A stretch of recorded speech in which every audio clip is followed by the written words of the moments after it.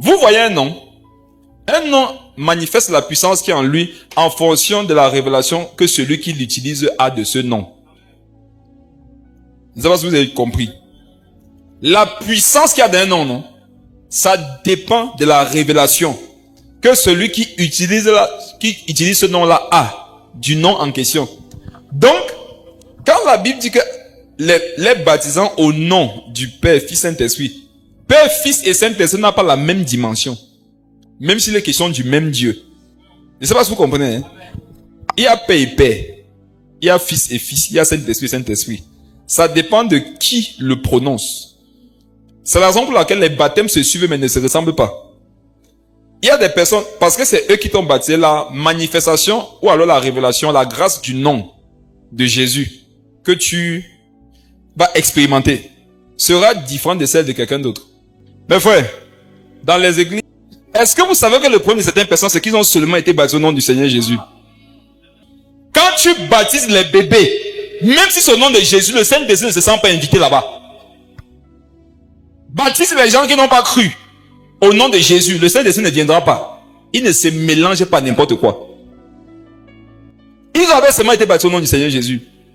Le Saint-Esprit voulait que ces gens se fassent baptiser au nom du Seigneur Jésus-Christ par quelqu'un qui avait la révélation que quand je l'ai baptisé au nom du Seigneur Jésus, qu'est-ce qui doit se passer ici? Une manifestation du Saint-Esprit. Ce n'est pas bon d'aller baptiser les gens, non? Vous partez avec Jésus et vous laissez le Saint-Esprit de côté.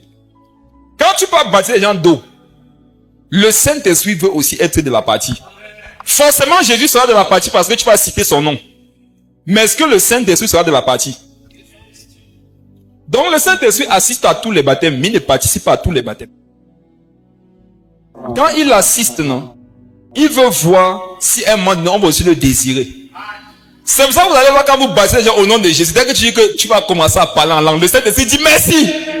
Il vient. Dès que tu dis à quelqu'un qu'après ton baptême, pendant que tu es en train de baptiser, tu vas recevoir une puissance.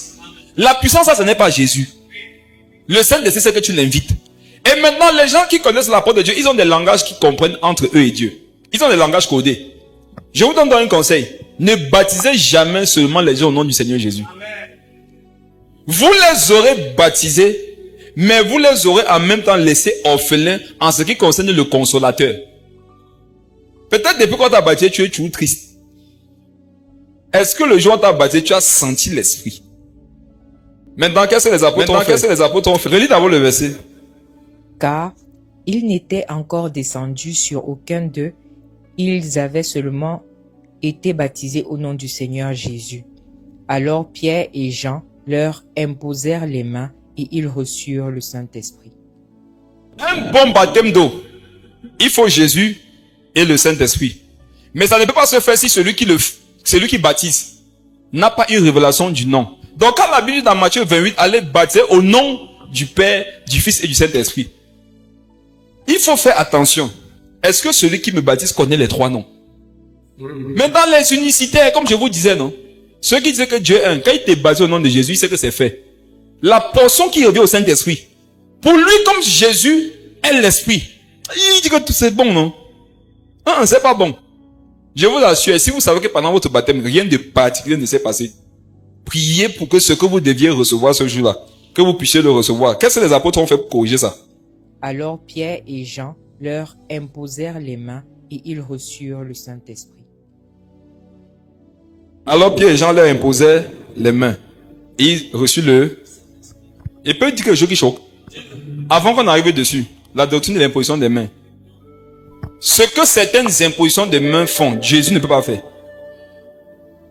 Je vous dis la vérité. Vous savez, hein, mon père dans la foi, par exemple, prêche ça. Je suis d'accord avec. Mais il y a une autre partie aussi. Mon père dans la foi prêche que parfois il n'y a pas besoin d'imposer les mains. Parce que Jésus va faire. Le contraire est vrai aussi. Parfois, pas besoin de faire de travail à Jésus. Touche.